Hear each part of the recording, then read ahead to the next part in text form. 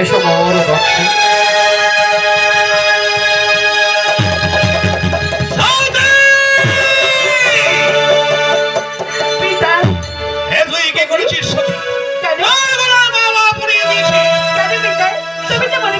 আমি সংবাদ সভায় আয়োজন করছি।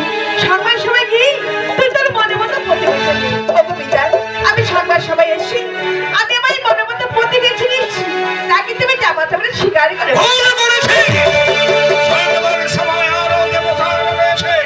তাদের মধ্যে কাউকে তুই বেছে নেই।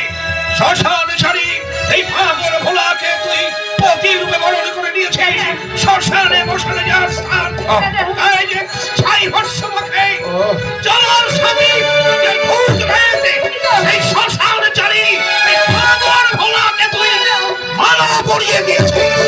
ঘুরে নে, ঘুরে নে এই মালা সতী। রসনা সংযত করো দক্ষরা, কারে তুমি কহ হেনহীন কটু বাক্য। ৩৩ কোটি দেবতা যার বলো তুমি পাওয়ার জন্য সদা সর্বদা জমিতে সেই বনাম ওই কানে তোকে সরদক্ষরা ঋষি মুনিগণ অগ্নিকুণ্ড করিয়া প্রজ্বলিত চলন্ত অগ্নিকুণ্ডে ঊর্ধ্ব নয়নে হেঁট মধ্যে সদা সর্বদা জমিতে সেই বনাম। আর তারে তুমি কহ হেনহীন কটু বাক্য।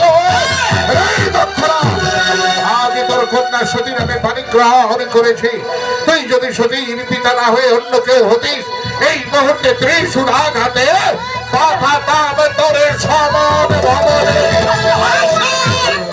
আমি কি তোমাকে নিমন্ত্রণ করেছি?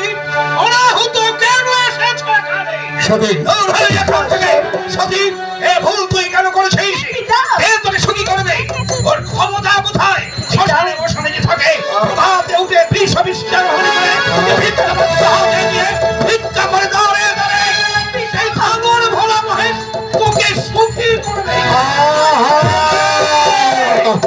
চুপ কর, চুপ কর রে বাক্যের বুধ বুধ। প্রজাপতি দক্ষরাজ সপ্তশীলকে তুই অসীম করে তুলিস না। এই মুহূর্তে তোর এই দক্ষপুরী বাজারে হয়তো বা শুরু হবে ভূত প্রেতে দাঁড়িয়ে দাঁড়িয়ে আর কত প্রতিনিন্দা সইবে। চলো চলো সতী, চলো ধরো মোর হাত। এই মুহূর্তে গলার হাত ধরে রয়ে যাবো কৈলাসে। তোর কন্যা সতীর হাত ধরে আমি নয় চললাম কৈলাসে। সাধ্য যদি থাকে দক্ষপুরের সৈন্যগণে